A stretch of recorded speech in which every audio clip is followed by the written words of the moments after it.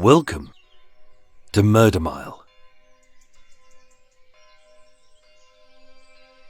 Today, I'm standing in Regent's Park, NW1. 2 roads south and west of the first 2 possible murders by the Blackout Ripper. 1 road east of the college where Martin Vig Magnuson met a deadly friend. And a short walk south of the brutal slaughter over a sacred elephant. Coming soon to Murder Mile. Just north of Baker Street, Regent's Park is one of several royal parks in London. Covering 395 acres, it has boating lakes, an open-air theatre, a zoo, and limitless space for everyone. Whether a yappy little rat who soils itself every 6 feet like it's writing its demands in a stinky Morse code. A lycra-clad jogger whose sweaty whiff makes the flowers wilt. And an attention-seeking turd who ruins every picnic by bringing a guitar so their frail ego can be massaged by the words, "Ooh, aren't you talented?" Cumberland Green is a wide expanse of grass on the far eastern edge of Regent's Park, just shy of a perimeter road called the Outer Circle. Crisscrossed with a series of interconnecting paths. Unlike the rest of Regent's Park, which is manicured and cultivated, Cumberland Green has no plants, no shrubs, no bushes, no pond, and only a smattering of trees. It's as if the planners simply ran out of ideas. Being flat and unencumbered by obstructions, it's the perfect place for a game of cricket. But if you wanted to hide something, let's say a dead body, this part of the park would be possibly the worst place to pick. On Wednesday the 1st of October 1947, at roughly 10:15 p.m, it was here that the body of a 35-year-old bookkeeper called Gladys Hanrahan was found. Having been gagged, strangled, and beaten, it was clear that she'd been dead for barely an hour. But what wasn't clear was where she had died. As with the grass all wet and freshly cut, and her shoes all clean and dry, someone had carried her here. But why? My name is Michael. I am your tour guide, and this is Murder Mile. Episode 170, The Girl with a Smile for Everyone, Part 1.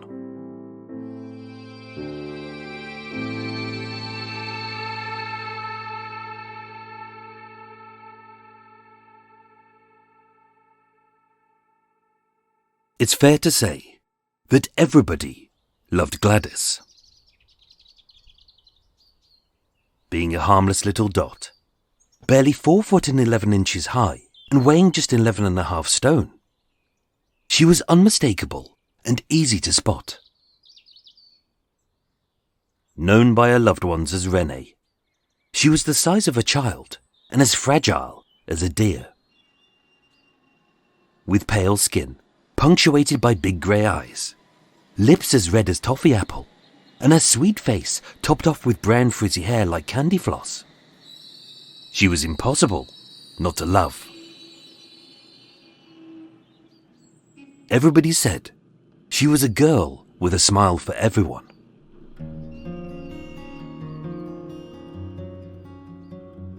Gladys Margaret Irene Hanrahan was born on the 3rd of August 1912 in Marylebone, barely a few streets from where she would die.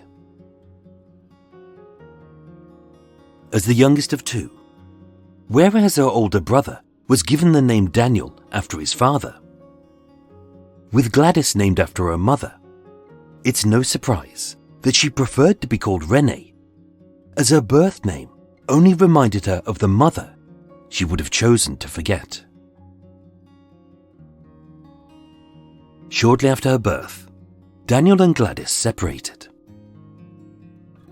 With Mum having taken the girl and Dad having taken the boy, although this split fragmented the family, her brother got the better end of the deal. Daniel was a good man. He was solid, honest, and loving. Whereas Gladys was a drinker who drank till she was sick. Witnessing the neglect that Renée was subjected to, Daniel fought to get full custody of his children and won. When she was only 7, Renée's mother died. It was a tragedy, but also a blessing. As for the rest of her life, Renée would never be much of a drinker. Just a bottle of Guinness a night, at best. For Daniel, providing stability for his family was vital. Having moved into his parents' house, 3 generations lived side by side in supportive bliss. Living alongside his sister and her husband, William Reason. Although they were not blood relatives, Daniel and William were as close as any brothers.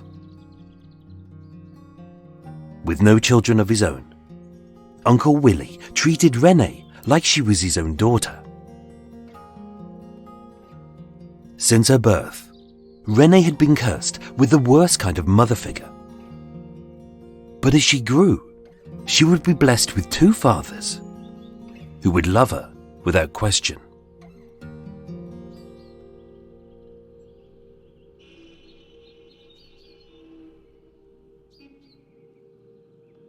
Educated at Marylebone Grade School, Renée had an aptitude for maths. Leaving school aged 14, over the next 22 years, she would only have 2 jobs. As a bookkeeper, keeping tabs on the finances at Arthur's stores in Westbourne Grove for a decade, and broken only by her death, 12 years at the Marylebone branch of United Dairies on Blandford Street.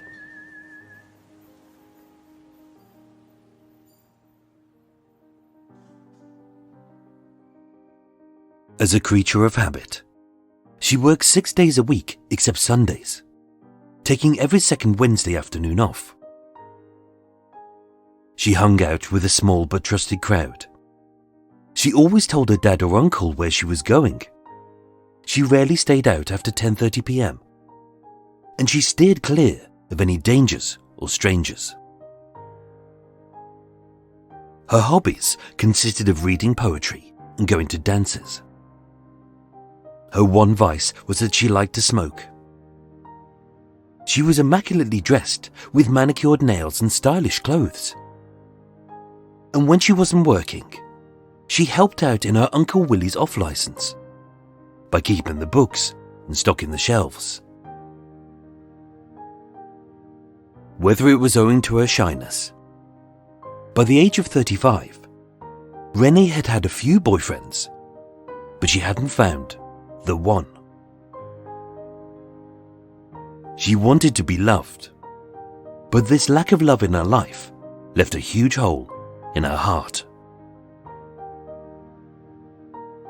Plagued with loneliness, although those closest to her would never know this. As batting it away with a beaming smile, she always kept her feelings locked up tight and never wanted to burden others with her pain.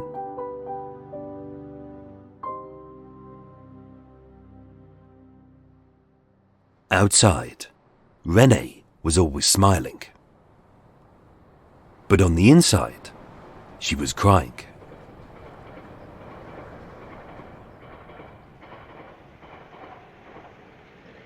On the 14th of December 1938, with her brother having married, Renée and Daniel moved in with Uncle Willie and his wife into a 3-story terraced house at 7 St Irvins Road in Westbourne Grove.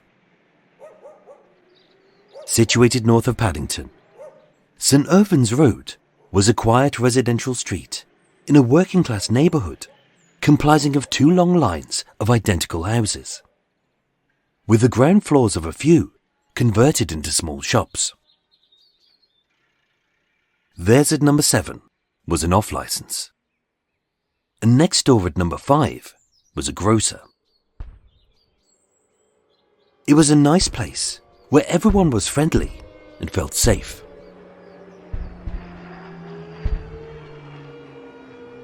9 months after they had moved in, war was declared and the world was plunged into chaos. It was a time of fear and anxiety.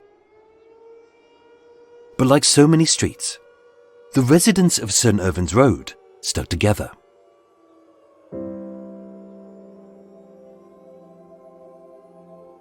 Next door at number 5 lived Mr. and Mrs. Butler. Married for 24 years. For the last 17, they had run a small grocery shop on their ground floor, selling tinned stuffs, powdered goods, bread, milk and eggs. Gladys Butler was a private woman who kept to herself. But being a local businessman and a good pal of Uncle Willie, Albert Butler, who everyone called Bert, was a regular visitor to their shop and home. Being businesses next door to one another, there was no rivalry between Willie and Bert. Instead, they helped each other out.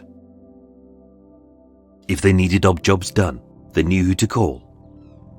As a bookkeeper, Renée did the stock taking in the cellar and kept tabs on the finances for both shops.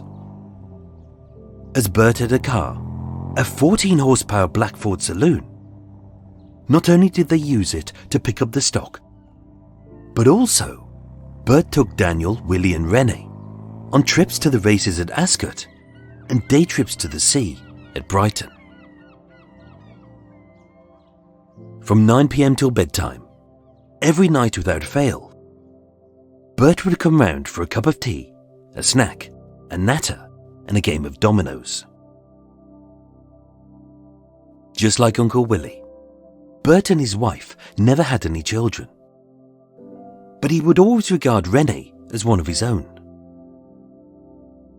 Her life was blessed. She never really had a mother, but now she had 3 fathers, and although she was 35 years old, Renée would always be their little girl.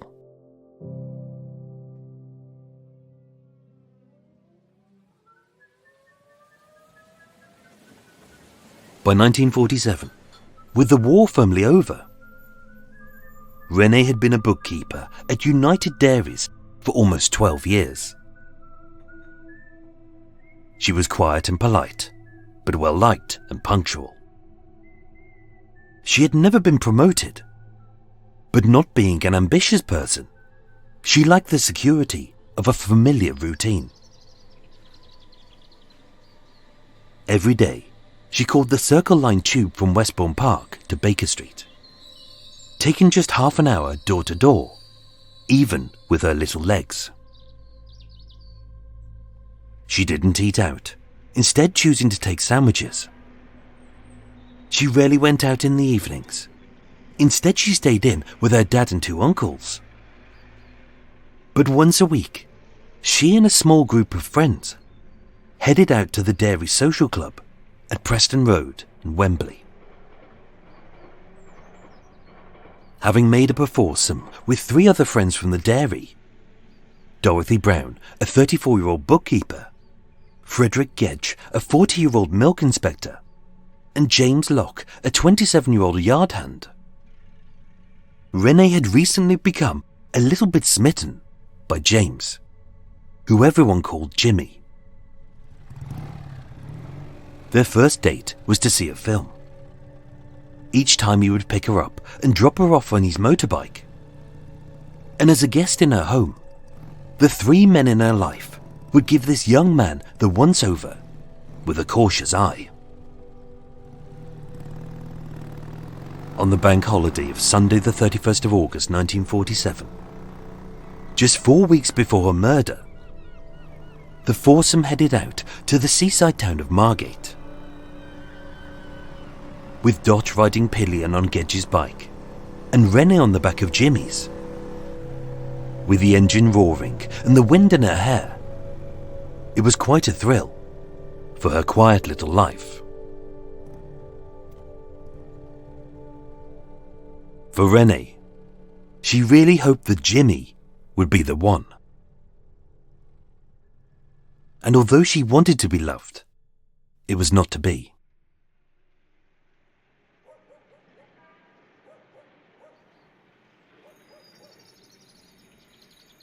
Wednesday the 1st of October 1947 began like any other day for Renée. Typically, being a day off. With the summer gone, the sky was a dull blanket of grey, which lay a fine wet drizzle on the ground. At 8 a.m, she made breakfast for Uncle Willie and herself, and a meal for her dad as he came off the night shift. She did the cleaning, a little washing, and helped out in the shop, speaking to a handful of customers.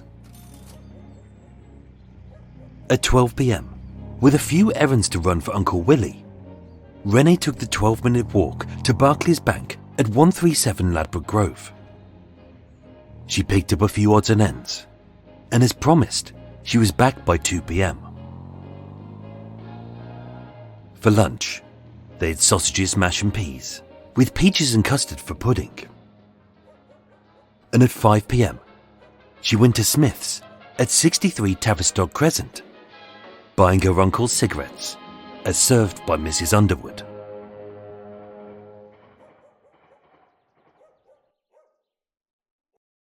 So far, her day was unremarkable.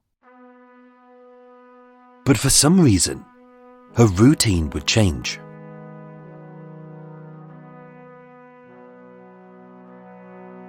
That evening, she appeared tired. Although typical of Renée, she never complained.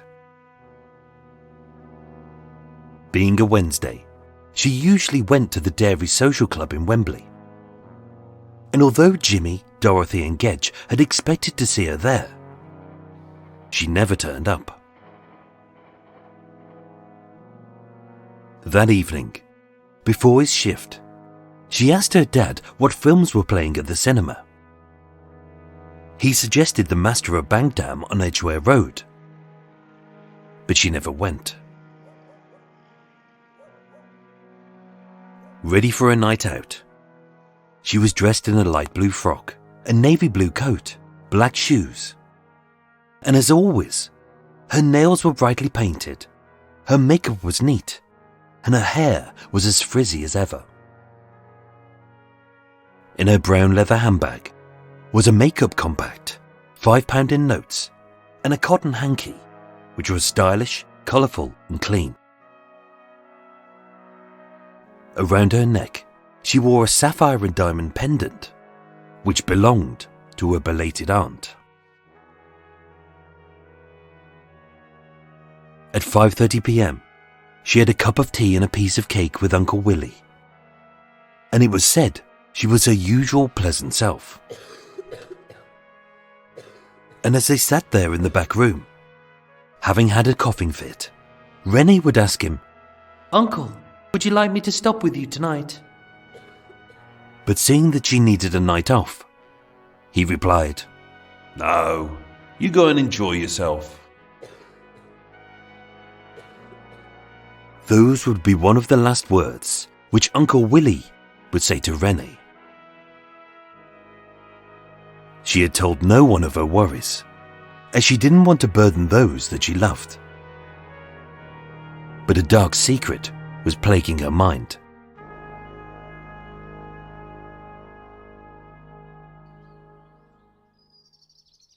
At 5:55 p.m, she left her home at 7 St Irvins Road for the very last time.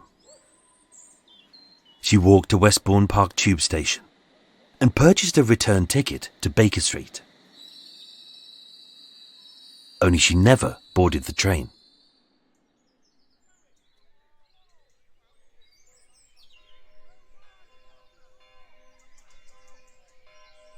The night fell at 7:12 p.m, although with the sky a murky grey, it was hard to tell. Being dark and a few hundred feet from a dotted line of streetlights on the outer circle, Regent's Park was almost empty.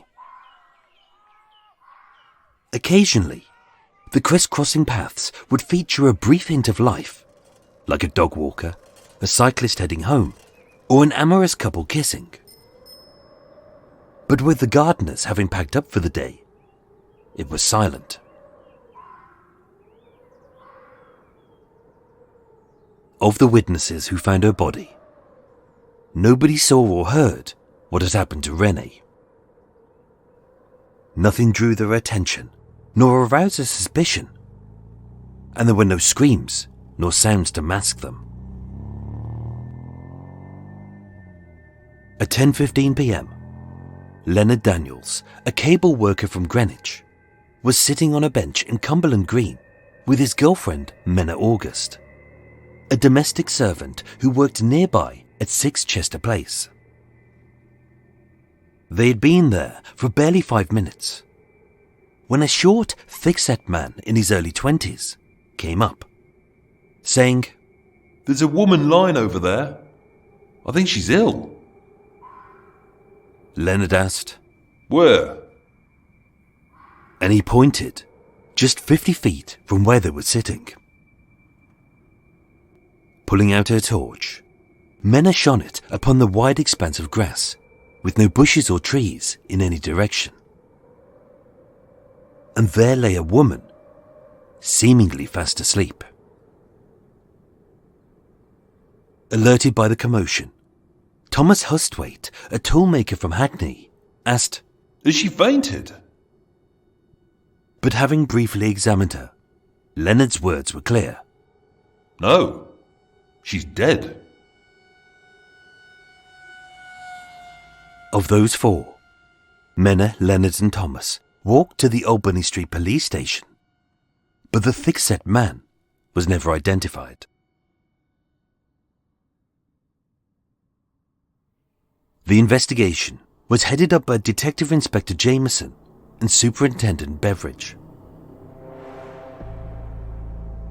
It was clear upon arrival that this was no ordinary attack on a lone woman walking through a park at night. It had some of the hallmarks, but too many elements of this scene didn't make sense. There was no robbery. Her sapphire and diamond pendant remained round her neck. The rings were still on her fingers, and her brown leather handbag hadn't been opened or disturbed. There was no sexual assault. Not a single item of her clothing or underwear had been ripped, scuffed, or even disarranged. Everything looked as neat and pressed as when she had left home that night. There had been an attack. As with broken fingernails and blackened eyes, it was clear that this tiny lady had valiantly tried and failed to put up a brave fight in her last seconds alive. But it hadn't happened here. Whoever had attacked her had strangled her with a hand and inserted a handkerchief so far down her throat that she choked. Only that hadn't happened here. The detectives would comment, "It looked like she'd been laid down. Her back used as a pillow. It was like she was positioned with reverence."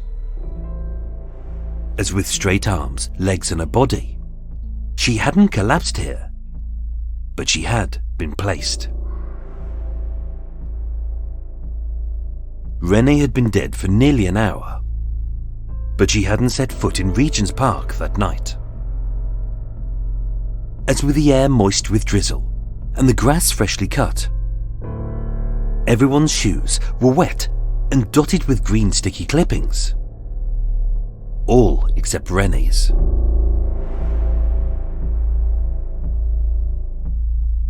But who had attacked her? Where had they strangled her? And why did they dump her body here?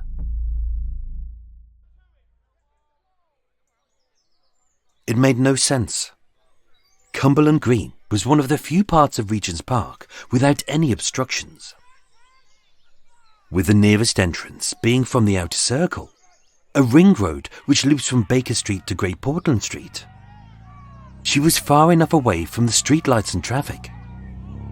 But to get to the place where her body was laid, someone had carried her through a gate shrouded by thick, dark trees. Clearly she had been posed and placed in the open. But why did her murderer want her to be found? Whoever it was, they had both loved and hated Renée for whatever reason. And although this attack seemed like a crime of passion, in the heat of the moment, her assailant had made a single mistake.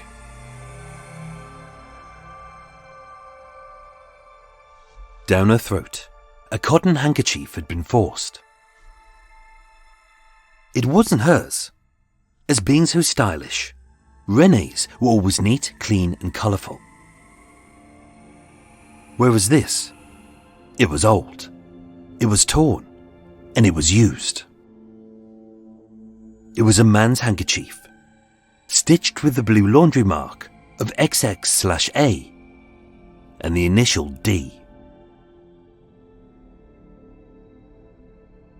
Police searched the surrounding areas, the streets, the park, and made house-to-house inquiries. But there were no sightings of Renée since she had left home at 6 p.m, and no sounds of the attack. With no suspect, the police had 3 possible theories as to what had happened. 1.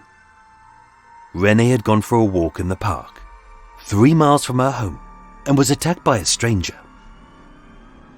This was less likely, as she was not the sort of person to go walking in a dark park at night by herself. 2. Chosen at random, her murder was committed by a copycat killer, inspired by the film Wanted for Murder, where a killer strangles a woman in a London park. Or 3. Renée had met a man, he had killed her elsewhere, and he had dumped her body in the park. This seemed to be the most likely theory. Within 2 days, the police were convinced that her killer was someone she liked, someone she possibly loved, and more importantly, someone she trusted.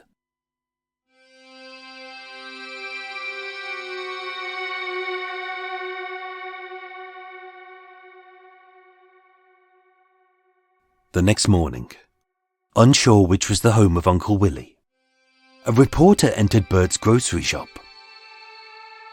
Having been a little too eager to get the scoop, they blurted out the tragic truth before the police had even had a chance to inform her loved ones. And within the hour, the whole street knew that Renée was dead. Informed by a ravenous press, too insensitive of a grieving family's feelings to tread carefully with a deadline looming, when Bert went next door, what he saw was the ashen faces of his pals, Daniel and Willie. Knowing they needed his support, Bert stayed with them until almost 2 p.m, as the 3 men who loved her stood in silence and shock. With the door locked and his 65th birthday party cancelled, Uncle Willie put a sign on the door of his off-licence, which simply read, "Owing to the sudden death of my dear niece, this shop will be closed." As a mark of respect, among the cortege was a long line of milk floats which passed her home at a solemn pace. As on each van lay a brightly coloured wreath, which typified this good woman's warmth and love. The church was full of mourners, friends, family, neighbours and colleagues, everyone who loved her. with not a dry eye to be seen. No one could fathom why anyone would hate Renée, let alone want her dead. And yet, somewhere in this church, someone she knew had murdered her. Renée was known as the girl with a smile for everyone. But maybe it was one smile too many.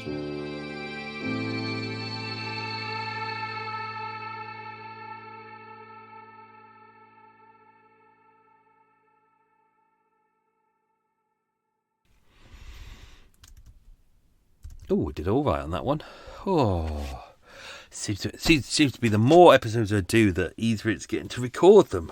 In the old days, it used to take hours and hours and days to record the first one. It'd take ages to edit them down and getting to the point where I think it's really helping my dyslexia. And I think I'm also trying to make these scripts not as complicated as well. So in the old ones, there used to be a lot of tongue twisters, which look good on the page, but were hard to pronounce. But these, not so much. Good. That was me done. Hope you enjoyed that, folks. If you can enjoy an episode about a woman's horrible demise. That was The Girl with a Smile for Everyone, Part 1. Obviously, Part 2, the final part, happens next week. I'm going to open some windows and doors, get some fresh air in. Oh, welcome to Extra Mile. See, I almost did it again. Almost forgot to introduce the whole bloody thing. If you're new to Extra Mile, this is the unscripted, unedited bit. We'll do a quiz in a bit. I'm currently opening up some windows and doors. Oh, fresh air, nice. Oh. Still coughing as always, but getting there. We'll do a quiz. I'll fill you in on some extra details about this case. And that's it. Let's just check we're still recording. Yes, we are. Well done, Michael.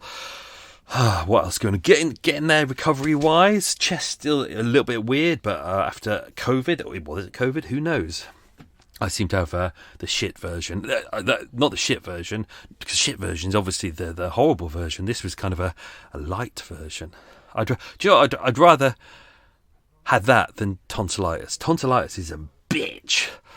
This was all right. I think that's it. I was fully vaccinated and boosted, so there we go. And I keep a distance from people as well. What else is going on?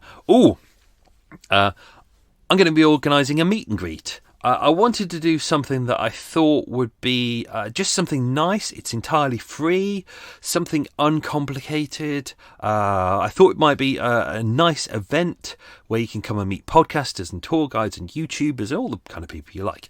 So, in the link notes below, on the Saturday the 6th of August this year in Hyde Park, in a specific location that I've marked up so you can find it easily, come along. It's bring a picnic. Bring your families, not a problem at all. Everyone's welcome. You don't need to book tickets. This is not like, oh, you're gonna pay a lot of money for a ticket. None of that shit. I'm making this as simple as possible. Also, it's a day thing, so you don't need the expense of having to get an overnight ticket to London, which can be or like booking in a hotel, any of that expensive shit. This is cheap as chips. This is free. So bring a picnic, turn up.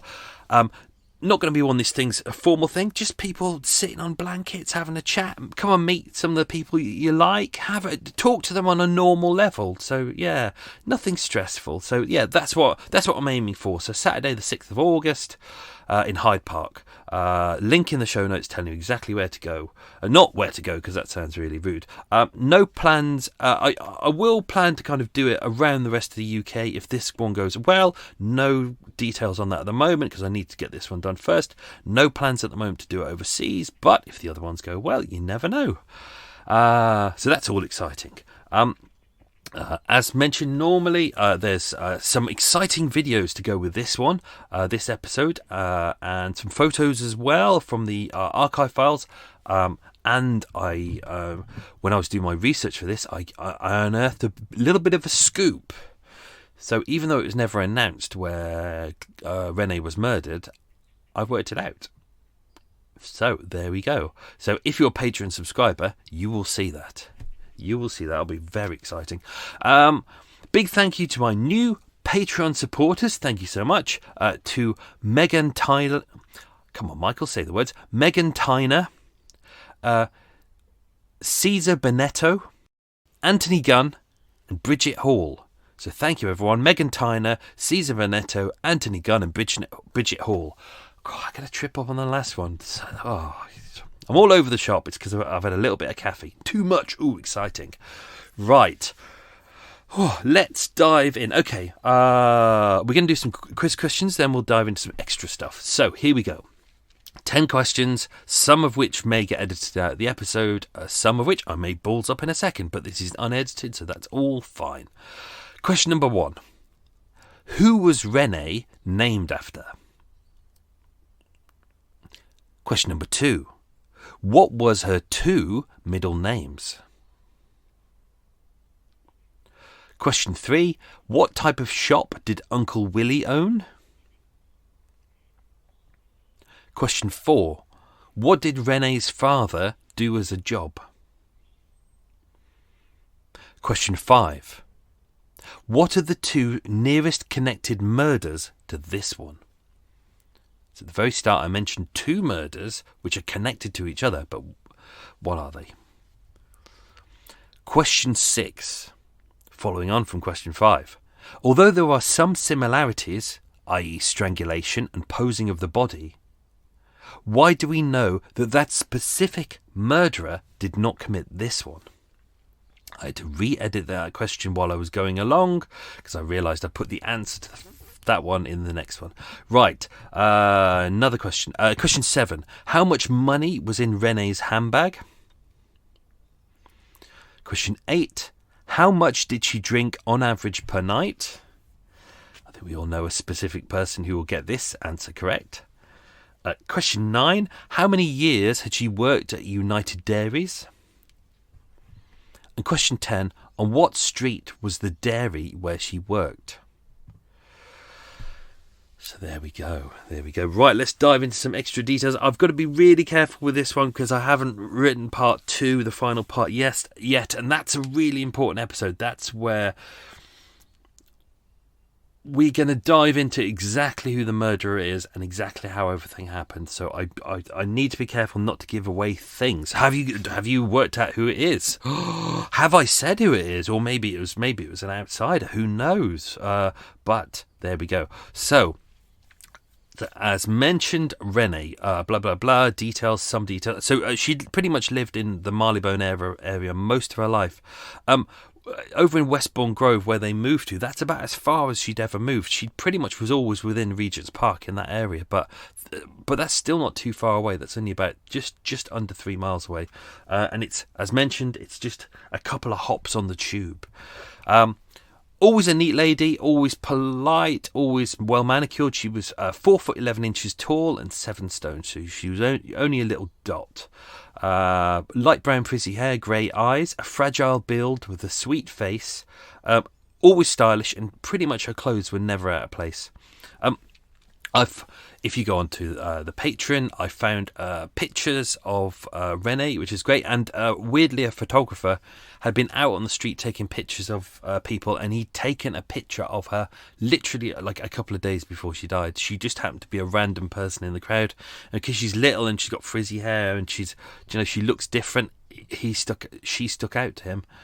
As mentioned, that night she was wearing a light blue frock and navy blue coatee with no hat. As mentioned, I always put these kind of details in, but this is kind of important for next week. In this episode, it seems like I'm giving you a lot of details, but all of these little details are important for next week. So everything that we hear is vital. She was shy, as mentioned. Everyone said that she was obviously a girl with a smile for everyone. Her uncle said that she was an attractive girl with a pleasant nature. Others said a quiet and reserved girl, but popular. She was shy. She tended not to share her personal life with her father or her uncle, but she was always friendly with everyone. She hadn't got any enemies. She wasn't one of these people who talked up, therefore she didn't cause any problems. A very trusting person. This was key to the investigation. The police were like, why was she in Regent's Park? Who did she go to meet? And the thing was, she did go to Regent's Park for a walk. I do that. It's a nice place to walk. But she's not the sort of person who would go through a park at night. You know, she was conscious of her safety. She knew she was little. She knew she couldn't fight off an attacker. She kind of feared being out late at night, so she didn't do that. She didn't meet up with strangers. She had a small group of friends who she stuck to. Do you know, this is a person who understood her safety really, really carefully. So, early life, her father Daniel married her mother in 1908 in Marylebone. Her surname was Claydon. They lived with his sister and Mr. William H. Reason, who is Uncle Willie. I've got to be careful because what kind of shop did he run? That's one of the questions. Well done, Michael. You're remembering these. But pretty much that she lived with them for ages. Obviously, her dad couldn't afford to buy his own house because he's earning a wage as a night porter. You know, he's struggling. But luckily, they are blessed with a really nice, really extended family. He got on well with his sister and especially Uncle Willie. Therefore, Renée and Daniel lived with them for roughly around 12 years. She went to school. She left school at 14, which was standard. She was good at maths and good at literacy. Regular job. I'm going to try not to go over some of the things that we've already done in the episode. Let me whiz ahead. Father doesn't really know of any regular boyfriends that she had, but she had invited around a couple of boys before. Her dad would say, I often wish that she had more spare time to go out and about and perhaps to marry. He kind of knew that she wanted to get married, but she hadn't kind of met the one. Good girl. Seldom went out except to go to the cinema, and when she did, she'd go out with family or close friends. She always made sure that she came back about 10 p.m, rarely later than 10:30. I think we've got one or two exceptions where she came back post midnight, but you know, she was always walked back or taken back. She had regular friends. As mentioned, she wasn't a drinker. She didn't have a criminal record. She wasn't a bad person. She worked at United Dairies for, I mean, it's amazing. Like, she'd been working for almost 22 years she'd been working. Yeah, she'd only had 2 jobs in her whole lifetime. So everyone said that she worked hard. Everyone really liked her. She's got loads of friends kind of for long periods of time. What else is there? Let's not go through that. Autopsy. Autopsy was conducted on the 2nd of October 1947 at St Pancras Mortuary by Dr. Donald Tier, who was cropped up many times before. He said that the gag consisted of a handkerchief which was rammed well back into the back of her throat. There were marks of violence. Both of her eyes were swollen. Considerable hemorrhages to her lower lid. Some severe multiple small hemorrhages to her forehead, a small cut on the right hand side of her upper lip where she may have been punched, blood on her teeth, an old surgical scar which was when she had her appendix out, and bruising to her tongue from the back to the tip. We may go through some of this next time as well. Internally there were some superficial abrasions to the front of her throat. 2 1.5 inch long marks. These were believed to be her fingernails as she was trying to kind of claw the hand that was strangling her. There was no fracture to her skull. Her heart and internal organs were healthy. There was no sign of disease, but as she'd suffocated, her lungs were congested and had collapsed. Small amount of food in her system. She'd obviously had an orange, they reckon, before she had died. That could have been the peaches, in fact. But no alcohol was detected. No evidence of sexual assault, and death was caused by asphyxiation and gagging. That would have been a horrible way to die, having something rammed in the back of your throat. Witnesses that night. Now, we don't know who the first guy was, unfortunately. The first guy who seemed to find her, and then he went off to try and find other people, because I don't think he kind of knew what to do. So we don't know who he is.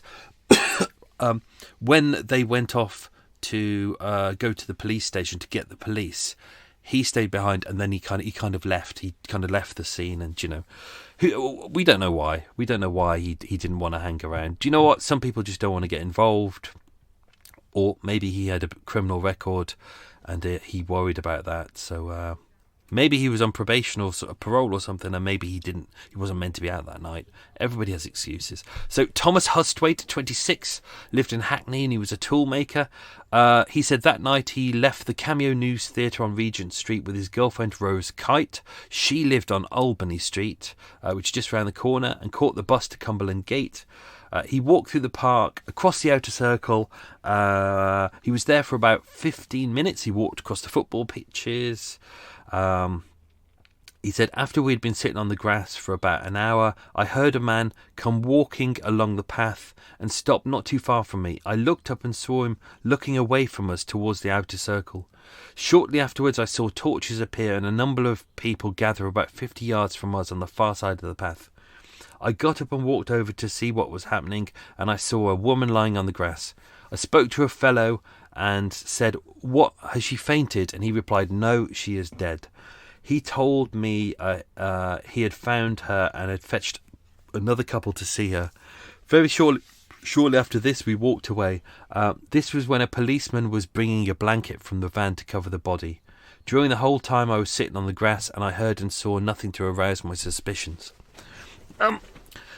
Leonard John Daniels was another witness, aged 23, a cable worker from East Greenwich. He was dating Menna Augusta, a domestic servant who lived on Chester Place, which is one of the side roads. So you've got to go over out the gate, over the outer circle, and immediately you get to some really, really, really posh. I mean, the houses on the outside of Regent's Park are posh. These are like super, super, super wealthy houses. In fact, the canal runs right at the back of that, and you can't moor up anywhere at the back of that because it's a lot of it's embassies and kind of millionaires and other tossers. So that night, Leonard called for Menna at Chester Place about 7:30. They went to a cinema in Camden. They came out about 9:50 and were walking through Regent's Park, and then they sat on a seat. So they said they arrived there about 10 p.m. Now, they sat on the seat, which, when you look at it, is only about 50 feet away from where the body was found, but the park was dark, and you're not really looking out for bodies anywhere. And also, the woman, Renée was lying down, so likelihood is they probably wouldn't have seen them. But they said they didn't hear any sounds. They said we had not been there for much more than 5 minutes when a man came up. This is the Thomas that we just spoke about. Oh no, sorry, this is a different man. Sorry, the unidentified man.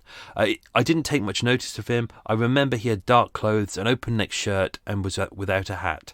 This is the era where everyone wore hats, and someone not wearing a hat was kind of exciting.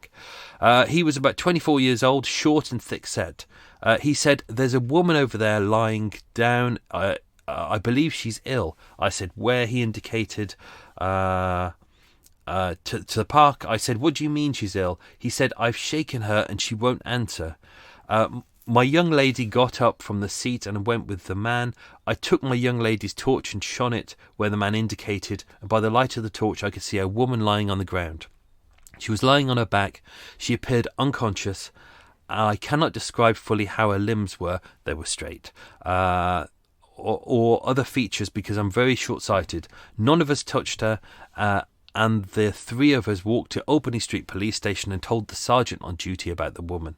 I went with the constable in the van. I showed him the woman. The PC examined her and told them to wait there while he went to fetch a doctor.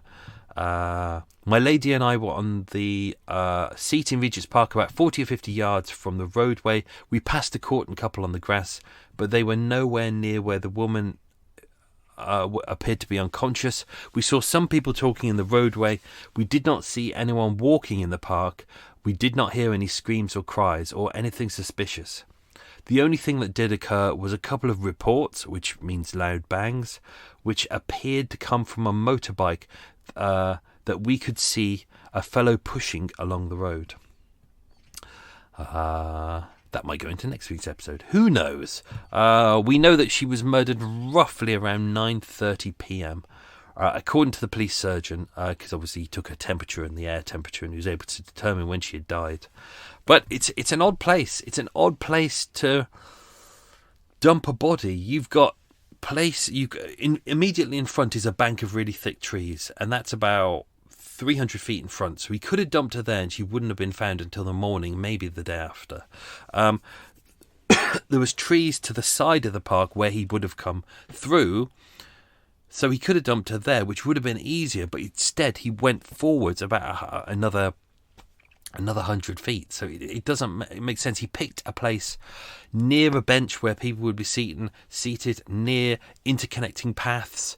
This is kind of like a triangle-shaped piece of grass with currently on it they've put in some new trees. It's kind of circles just around the area where Renée was, where her body was found. But back then there was nothing there. It was absolutely flat, so it doesn't make any sense why he would choose there to dump her body.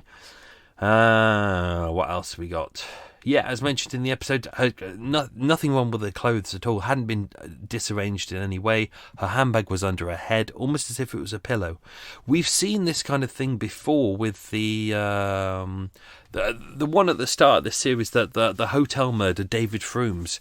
After he had attacked and raped and strangled the young lady in the hotel room, he put the bedsheet over her, because he was kind of worried. He didn't want to leave her by herself, which is kind of a weird thing to say. It's almost as if he had compassion for her, yet he didn't have so much compassion that he didn't not murder her. What else we got? Couple of things here which I'm not going to discuss. That one's quite interesting for next week. I'm going to save that one. Detective Inspector John Jameson said it looked like she'd been laid down and her bag was being used as a pillow before the murderer left her. Neither her outer clothing nor her underclothing were in the least disarranged. They said she'd been placed down there with almost reverence. There was no suggestion that she'd been interfered with at all, or that she was the type of person who would go to the park for kind of any kind of naughty things. They didn't feel that she'd been picked up by someone undesirable in the park and had died trying to defend herself. She just wasn't that kind of person. What else we got? I think that's all I want to say. Yeah, let's not do any more. I don't want to do too much, because next week's episode is kind of important. It's got all the key piece of information in there, and I don't want to give away too much with this one. So let's do the quiz questions, and then I will go to Costa Coffee. Oh yes, and I will have my soya latte with one shot, and I will sit there with everything connected up, all my electrical stuff, and I will abuse their system. Lovely. Right, quiz questions, here we go. Question number 1. Who was Renée named after? Nice easy one, it was her mother. Question number 2. What were her 2 middle names? They were Margaret and Irene. Question 3. What type of shop did Uncle Willie own? It was an off-licence, which is just another way, if you don't know, of it's a place where they sell drinks. Not a pub, it's a place where you can buy bottled drinks and cans and shit. Not shit. Question 4. What did Renée's father do as a job? He was a night porter. Question 5. What are the 2 nearest connected murders to this one? They were the 2 first possible murders by the Blackout Ripper, which were Edith Humphreys and Mabel Church, and they were not far away. That was literally about 2 streets. Question 6.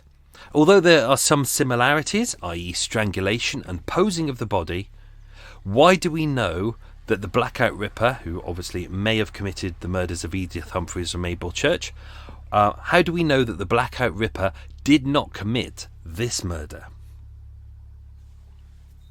It's simple. This is 1947 and he was executed in 1942.